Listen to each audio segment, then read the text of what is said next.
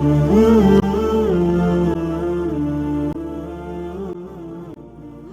ابن عباس رضی اللہ تعالیٰ عنہ سے روایت ہے، نبی اکرم صلی اللہ علیہ وآلہ وسلم نے ارشاد فرمایا کہ اللہ تعالیٰ بندے کے 3 قسم کے گناہ معاف نہیں کرے گا۔ ان گناہوں کے علاوہ جس قدر گناہ ہوں گے ان کو معاف کر دے گا، لیکن ان 3 گناہوں کو کبھی معاف نہیں فرمائے گا۔ وہ 3 گناہ یہ ہیں: اللہ تعالیٰ کے ساتھ کسی کو شریک ٹھہرانا، جادو کرنا یا کروانا، اپنے مسلمان بھائی کے ساتھ حسد کرنا۔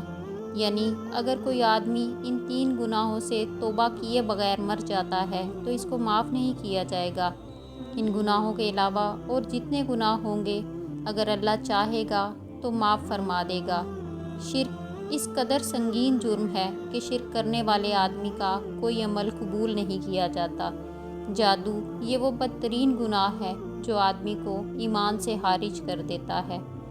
حسد ایسا زہریلا گناہ ہے جو آدمی کی سالہ سال کی تمام نمازیں، تلاوت، صدقات اور دیگر عبادات ایک لمحے میں برباد کر دیتا ہے۔